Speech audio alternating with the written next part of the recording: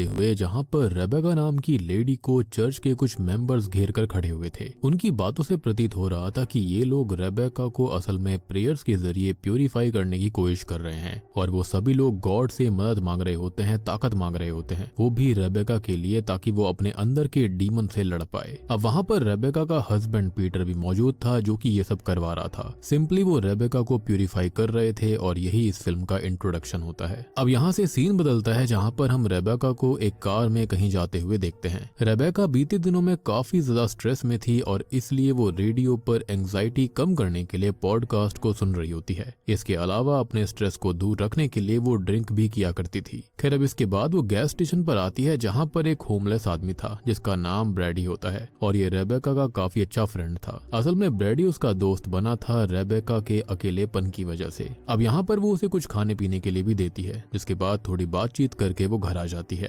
अब घर के अंदर जाने से वो काफी कतरा रही थी और उसका रीजन था उसका पति पीटर। हम ये समझ पाते हैं कि फिलहाल इन दोनों के बीच कुछ भी ठीक नहीं चल रहा था। पीटर असल में उससे डिवोर्स लेना चाहता था, लेकिन इस चीज के लिए वो राजी नहीं थी और इसी वजह से रेबेका के ऊपर काफी लोड है। जिसके बाद वो अचानक से पियानो बजाने लगती है ताकि वो मन को बहला सके और वहीं पर हम उसके बेटे जैकरी की फोटो को देख पाते हैं जो कि अब इस दुनिया में नहीं था। एनीवेज अब इसके बाद रेबेका अपना फोन चेक करती है जहाँ पर उसने पीटर को ढेर सारे मैसेजेस किए हुए थे, लेकिन उसने एक का भी रिप्लाई नहीं किया था और ये देखकर वो काफी दुखी हो जाती है। जिसके बाद रेबेका पीटर की लोकेशन चेक करती है जो कि एक रेस्टोरेंट की थी। एनीवेज अब रात में रेबेका मूवी देख रही होती है जो कि हॉरर मूवी थी, लेकिन तभी डाइनिंग टेबल अचानक हिलने लगती है जिस पर उसने इतना ध्यान नहीं दिया। अब इसके बाद में वो अपने वाइन के ग्लास को उठाती है, ऊपर जाने लगती है। जिस बीच होता यह है कि थोड़ी सी वाइन सीढ़ियों पर भी गिर गई थी। अब वो उसे साफ करती है और फिर उसकी नजर उसके फैमिली फोटो पर जाती है। जिसके बाद में वो पीटर के रूम में जाती है जहाँ पर वो उसे काफी मिस कर रोने लगती है। खैर इसी के चलते अगली सुबह हो गई थी जहाँ पर अपनी एंजाइटी को कंट्रोल करने के लिए उसको पिल्स लेनी पड़ती थी और अब वो दोबारा पीटर के मैसेज बॉक्स को चेक करती है जहाँ पर फिर से कोई रिप्लाई नहीं आया था। तभी पीटर को अचानक से एक आवाज सुनाई देती है जो कि उसके घर से आ रही थी, जिसकी वजह से होता यह है कि रेबेका का फोन गिर पड़ता है। अब जब वो चेक करने आगे बढ़ती है तो वहाँ पर चर्च रूम से आवाज आ रही थी, इसलिए रेबेका उसको चेक करने जाती है। वो कान लगाकर बाहर से ही उस रूम की आवाज को सुनने की कोशिश कर रही थी और तभी अचानक से उसे कुछ आवाज आती है जिससे वो काफी डर गई थी। डर कर वो सीधा अपने पति पीटर को कॉल लगाती है, लेकिन फोन की जो स्क्रीन होती है वो क्रैक हो गई थी, इसकी वजह से उसके हाथ में भी कट आ गया था। अब यहाँ पर पीटर अपना फोन नहीं उठाता और यहाँ पर पीटर के बारे में आपको मैं कुछ बताना चाहूंगा कि वो भी असल में चर्च का ही मेंबर है और रिलीजियस बिलीफ से वो बहुत ज्यादा इन्फ्लुएंस्ड हो रखा है। अब रेबेका तुरंत ही पीटर को एक वॉइस नोट भेजती है और ये बोलती है कि वो जल्दी से जल्दी घर पर आ जाए, शायद कोई उनके घर के अंदर घुस चुका है। उसने किसी की आवाज भी सुनी है। जिसके बाद वो अपने बेडरूम में चली गई थी। खैर अब वो इस कदर डर जाती है कि वो अपनी गन तक निकाल लेती है और उस गन के साथ ही सो जाती है। लेकिन आधी रात को उसकी नींद खुलती है जहाँ पर वो एक परछाई को देखती है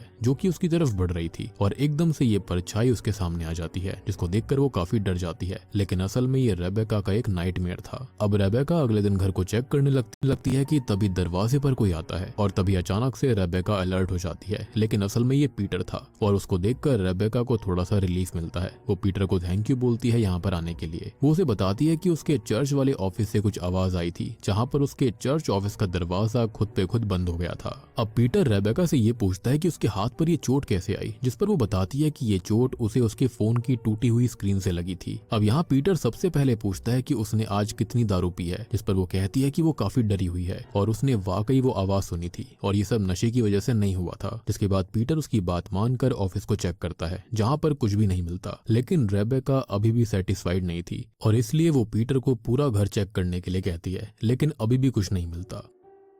इसके बाद में पीटर जो होता है वो रेबेका की चोट के ऊपर अच्छे से पट्टी करता है। यहाँ पर पीटर कहने लगता है कि वो ठीक हो जाएगी। तब रेबेका ये कहने लगती है कि उसके लिए सब कुछ काफी डिफिकल्ट है और वो पीटर के बिना अधूरी है, लेकिन पीटर बोलता है कि वो पहले ही इस बारे में बात कर चुके हैं। खैर यहाँ पर रेबेका बात छेड़ देती है रेस्टोरेंट वाली कि उसका डिनर कैसा रहा। तब पीटर उस पर गुस्सा हो जाता है क्योंकि उसने उसे पहले ही मना किया होगा कि वो उसका फोन मॉनिटरिंग ना करे, यानी कि लोकेशन ना देखे, लेकिन स्टिल वो ऐसा कर रही थी। असल में बात यहाँ पर ट्रस्ट की थी जो कि रेबेका के अंदर नजर नहीं आ रही थी। अब यहाँ पीटर रेबेका को कई बातें सुना देता है। ये सुनकर रेबेका को काफी बुरा लगता है। अब पीटर उससे ये भी कह देता है कि वो उसे बार बार मैसेज करना छोड़ दे। तब वो ये कहती है कि उसने ऐसा इसलिए किया था क्योंकि वो उसको इग्नोर कर रहा है। तब पीटर बोलता है कि वो कुछ बाउंड्री सेट करने की कोशिश कर रहा था, लेकिन रेबेका कहती है कि वो अब भी उसकी वाइफ है। जिसको सुनकर पीटर वहां से जाने लगता है और ये बोलता है कि कल उसे काम है जिसके चलते उसे जाना पड़ेगा। लेकिन असल में ये सब के सब बहाने थे रेबेका से दूर जाने के। अब होता यह है कि रेबेका पीटर को कोसने लगती है और तब जाकर पीटर भी उस पर भड़क जाता है और उसको मिजरेबल और दारूबाज बोल देता है, जिससे कि रेबेका को काफी बुरा लगा था। तब पीटर उसे माफी मांगता है और वो रेबेका के साथ प्रेयर करने की कोशिश करता है, लेकिन रेबेका ये करना नहीं चाहती थी। लेकिन फिर भी वो प्रेयर करते हैं, जिसके बाद में वो रेबेका को बेडरूम में छोड़कर जाने लगता है। लेकिन यहाँ पर वो उससे ये कहती है कि वो रात में यहीं रुक जाए, लेकिन वो बिल्कुल भी नहीं रुकने वाला था। और हमको पता चलता है कि इन दोनों की लड़ाई के बीच में मिरियम नाम की कोई लेडी भी थी, जो कि चर्च की ही मेंबर है। मिरियम ने ही उन दोनों के बीच बाउंड्री सेट करी थी ताकि वो दोनों लड़ ना पाए। अब यहाँ पर हमें और भी काफी सारी बातें पता लगती हैं, जैसे कि उनके बीच तब से सब कुछ बिगड़ गया था जब से उनके बेटे की मौत हुई, और इसी को लेकर उन दोनों में अक्सर बहस होती रहती थी। अब अगले दिन रेबेका घर का काम कर रही होती है, जिसके अंदर वो घर की साफ सफाई करती है और कपड़े धोकर सुखाती है कि इसी बीच एक पंछी जो होता है वो पीटर के ऑफिस की खिड़की में रेबेका को दिखाई देता है, जिसको देखकर वो ऊपर जाती है और वहां जाकर देखने पर उसको एक पंख मिलता है जो कि किसी बड़े पक्षी का ही लग रहा था।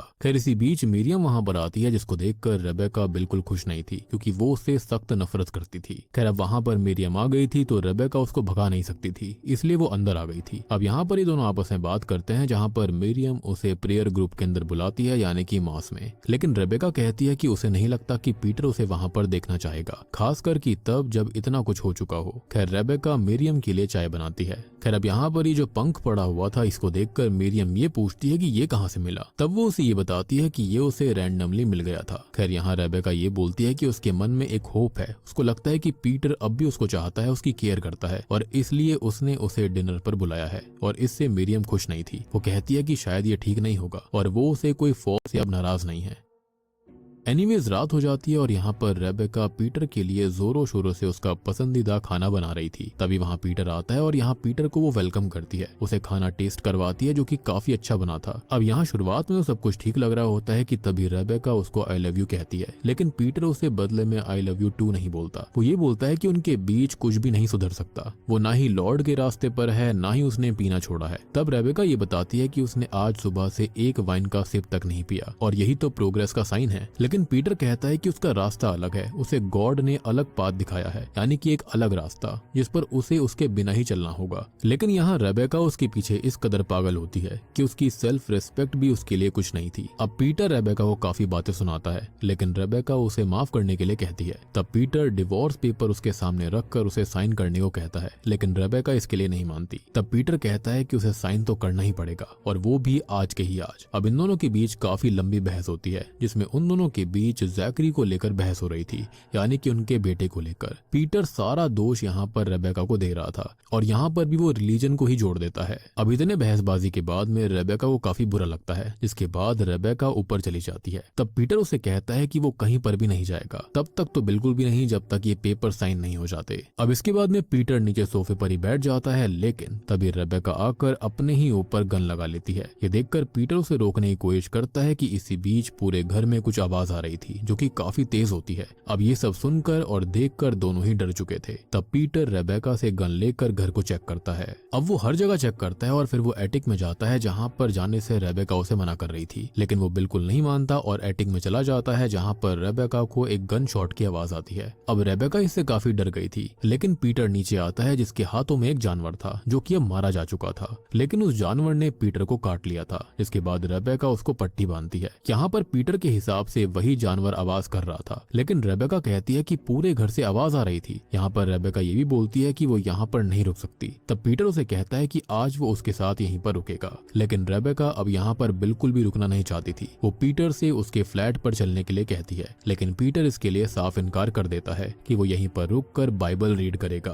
खैर अब फिर से स्ट्रेस में आकर रेबेका वाइन पीने लगती है, लेकिन इससे पहले पीटर ने उससे खाना मांगा था, जिसके बाद रेबेका उसे खाना दे देती है। अब यहाँ पीटर को रेबेका देख रही थी कि तभी उसे हेलुसिनेशंस होने लगते हैं, जिसमें पीटर पूरी तरह से चेंज हो चुका था। उसे पीटर के अंदर एक डीमन दिख रहा होता है। अब अचानक से रेबेका होश में आती है और तब पीटर उसको बताता है कि जो आवाजें उनके घर में गूंज रही हैं वो असल में अरामीक भाषा है। और अरामीक क्या होती है मैं आपको समझाता हूँ। असल में ये एक पुरानी लैंग्वेज है जो कि मिडल ईस्ट में 3000 साल पहले बोली जाती थी। ये एक सेमेटिक लैंग्वेज है जैसे कि हिब्रू और अरबिक। अब ये पहले सीरिया, इराक, इजराइल, लेबनान और पैलेस्टीन के एरियाज में कॉमन थी। जीसस क्राइस्ट भी अपनी डेली लाइफ में मोस्टली अरामीक ही बोलते थे और आज के समय में मोस्टली ये भाषा एक्सटिंक्ट हो चुकी है, लेकिन अभी भी कुछ क्रिश्चियन और एसोरेन कम्युनिटीज के अंदर ये थोड़ी बहुत बोली जाती है। अब यहाँ पीटर पुरानी बातें करने लगता है जिसके अंदर वो उसकी सुंदरता की तारीफ कर रहा था। तभी वो जैकरी की बात निकाल देता है। दरअसल पीटर अपने बेटे को रिलीजियस बनाना चाहता था और वो उस पर प्रेशर डालता था, लेकिन जैकरी को ये सब पसंद नहीं था। लेकिन एक बार हुआ ये था कि ये कैंप साइट पर गए थे जो कि स्कूल की तरफ से ही थी। उसके माता पिता भी वहां पर थे, लेकिन असल में ये फादर सन्स कैंप था। लेकिन ज्यादातर ये बच्चा जो था वो रेबेका के साथ रहा करता, क्योंकि जैकरी को उसके पिता पसंद नहीं थे, क्योंकि वो हर वक्त रिलीजन के बारे में बात करते थे, ना कोई मस्ती करते थे ना ही खेल कूद करते थे। लेकिन यहाँ पर पीटर कहता है कि उनका बेटा सिर्फ और सिर्फ कंफ्यूज्ड रखा था, लेकिन रेबेका जानती थी कि वो कंफ्यूज्ड बिल्कुल भी नहीं था। उसके ऊपर प्रेशर था उसके पिता का और इसी वजह से उसने कैंप साइट पर ही खुद को खत्म कर लिया था। लेकिन ये बात पीटर नहीं माना करता और वो इन सबको गॉड की मर्जी बता रहा था और कहीं ना कहीं इसमें रेबेका की वो गलती माना करता। अब यहाँ दोनों में ही बहस हो जाती है और तब पीटर उसे प्रेयर करने के लिए कहता है ताकि रेबेका उसके अंदर के डीमन से लड़ सके जो कि उसे गॉड के रास्ते से भटका रहे थे। तब रेबेका कहती है कि उसे ये सब नहीं करना, उसे उसका बेटा वापस चाहिए। और तभी ऊपर से कोई चीज भाग कर जाती है जिसको वो लोग देखते हैं। ये देखकर पीटर और रेबेका दोनों ऊपर गए जहाँ पर पीटर चर्च रूम को खोल रहा था, लेकिन वो बंद हो रखा था।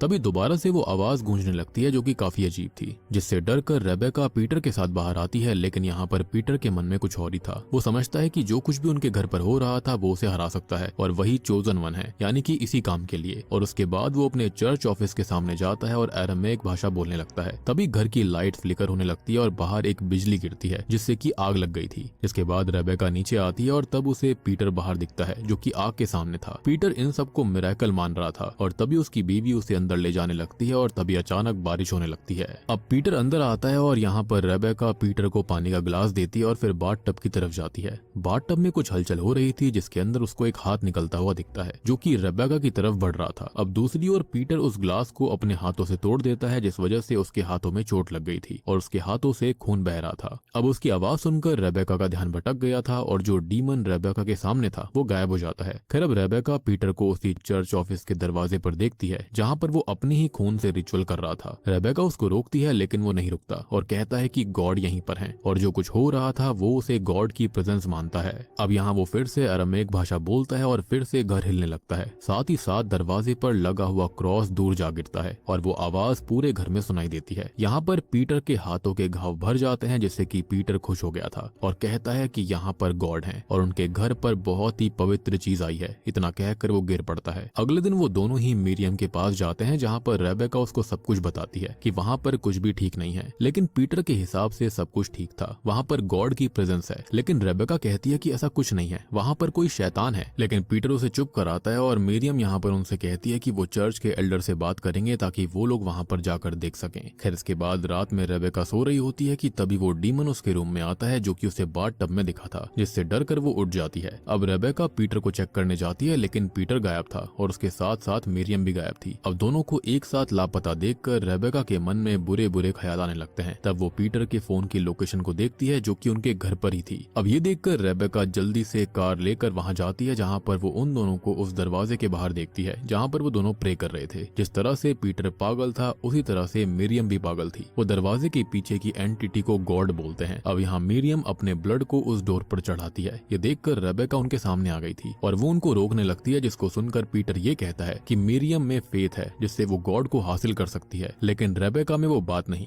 अब यहाँ रेबेका उसको रोक रही थी, तब वो रेबेका को पकड़कर एक रूम में ही बंद कर देता है और उसे कहता है कि आज वो अपनी आंखों से गॉड को देखेगी और इतना कहकर वो वहाँ से चला जाता है। लेकिन उसके जाने के बाद रेबेका खिड़की से बाहर जाने की कोशिश करती है, लेकिन पीटर वापस आकर उसको पकड़ लेता है और पकड़कर चर्च ऑफिस के सामने ले आता है जहाँ पर मिरियम अपने आप को सैक्रिफाइस करने लगती है। रेबेका उसे रोकती है लेकिन मिरियम कहती है कि ये जैकरी अच्छे से जानता था और उसके बाद वो अपने ही अंदर कई बाद डैगर से स्टैब कर लेती है खुद को सेक्रीफाइस करने के लिए। ये देखकर पीटर एमन चिल्लाने लगता है और तभी दरवाजे के पीछे से कोई काली चीज निकलती है। रेबेका मौके का फायदा उठाती है और वहां से भागने लगती है, लेकिन पीटर उसके पीछे ही था। लेकिन वो पीटर से बचकर बाथरूम में छिप जाती है। वहां की खिड़की से बचकर निकलने की कोशिश भी करती है, लेकिन वो वहां से जा नहीं पा रही थी। तब पीटर बाहर गेट से ही कहता है कि उसे प्यूरिफाई होने की जरूरत है। डीमन उसको भटका रहा है और यहाँ पर पीटर उसका सेक्रीफाइस करना चाहता था। उसके मुताबिक यही तरीका था जिससे कि रेबेका खुद को प्यूरिफाई कर पाएगी। अब यहाँ पीटर कहता है कि उसने इसी तरह से जैकरी को यहाँ पर प्यूरिफाई करवाया था, जो कि जरूरी था। उस पर डीमन ने कब्जा कर लिया था। ये सुनकर रेबेका को असली बात समझ में आती है। दरअसल पीटर ने ही जैकरी को मारा था, उसका सेक्रीफाइस किया था। मतलब सोचकर देखो कि पीटर ने गलत काम किया और आज तक वो इसका जिम्मेदार किसको ठहरा रहा था, अपनी बीवी को। और यहाँ पर रेबेका खुद पागल थी, जो कि अपने पति को छोड़ना नहीं चाहती थी। दरअसल ये सब पीटर को उसी डीमन ने मैनिपुलेट करके करवाया था, जो कि उस डोर के पीछे था, और वो खुद को भगवान दिखा रहा था और पीटर ने उसको गॉड मान भी लिया। ये सब सुनकर रेबेका को शौक लगता है और यहाँ पर वो ये बोलती है कि वो तैयार है अपने आप को सेक्रीफाइस करने के लिए। वो कहती है कि यही एक तरीका है अपने बेटे से मिलने का। ये सुनकर पीटर गन को अपनी पैंट में रख लेता है और उसके बाद रेबेका बाहर आती है।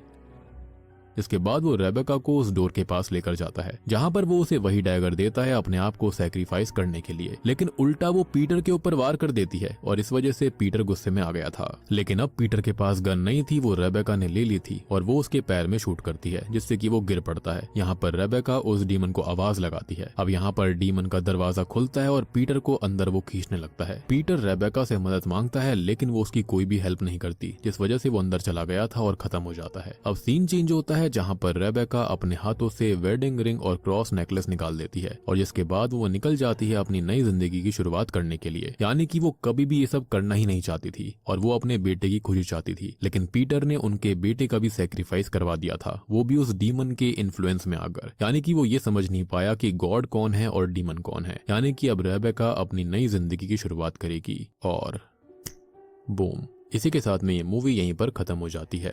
तो दोस्तों ये थी द बिहोल्ड फिल्म की एक्सप्लेनेशन, जो कि उम्मीद करता हूँ आपको पसंद आई होगी। अब देखो यहाँ पर इस मूवी की दो एंडिंग हो सकती हैं। पहली तो ये कि जो आपने अभी तक देखा वो बिल्कुल सही था, सब कुछ सिंपल हो गया। रेबेका एंड में आजाद हो गई, डीमन को सेक्रीफाइस मिल गया, जिसके बाद में रेबेका कहीं और चली गई। अब दूसरी थ्योरी ये कहती है कि स्टार्टिंग में ये लोग यहाँ पर रेबेका को प्यूरिफाई करने की कोशिश कर रहे थे, लेकिन यहाँ पर मुझे ऐसा लगता है कि ये सब कुछ रेबेका के माइंड में होगा, जहाँ पर डीमन उससे ये सब करवा रहा था। और जैसा कि हमने देखा कि रेबेका के सामने यहाँ पर पीटर और मेरियम खत्म हो गए थे, तो मुझे लगता है कि रियल लाइफ में रेबेका जो थी वो पूरी तरह से पजेस्ड हो गई होगी और डीमन ने उसके ऊपर कब्जा कर लिया, जिसके चलते उसने पीटर, मेरियम और बाकी चर्च के लोगों को मार डाला। जिसके बाद में रेबेका आजाद हो गई और यहाँ पर डीमन अब पूरी तरह से आजाद था दुनिया पर तबाही लाने के लिए, जो कि हमें एंडिंग में देखने के लिए मिला। अब कुछ चीजों के बारे में और बात कर लेते हैं कि ये डीमन काफी खतरनाक था। सबसे पहले पीटर को शिकार बनाया और जो पीटर था वो इजी टू पुल था, क्योंकि पीटर ऑलरेडी गॉड पर विश्वास रखता था। तो डीमन के लिए पीटर इजी हंट तो था ही, और उसने उसको मैनिपुलेट करा और ऐसा जताया कि वो गॉड है। और इस बारे में पीटर शायद ऑलरेडी जानता भी होगा, लेकिन उसने ये बात अपनी बीवी को नहीं बताई। पीटर ने ही जैकरी का सेक्रीफाइस किया था, क्योंकि डीमन ने उसे ऐसा दिखाया जैसे कि जैकरी भगवान के रास्ते से भटक रहा है और वो डीमन के कहने पर चल रहा है, और सेम रेबेका के साथ हो रहा था। लेकिन यहाँ पर मिरियम थी, जो कि बहुत ही ज्यादा अंधविश्वासी लेडी थी, जो कि आसानी से पीटर की बातों में आ गई। यहाँ जो डीमन था वो ब्लड थर्स्टी था। अब बात करें कि डीमन ने रेबेका को क्यों नहीं मारा, तो मुझे लगता है कि उसने उसे अपना वेसल चुन लिया होगा और एंड में वो उसके जरिए आजाद हो गया, ताकि दुनिया पर वो तबाही ला पाएगा। तो उम्मीद करता हूँ कि आपको बिहोल्ड फिल्म की एक्सप्लेनेशन और थियोरीज पसंद आई होंगी।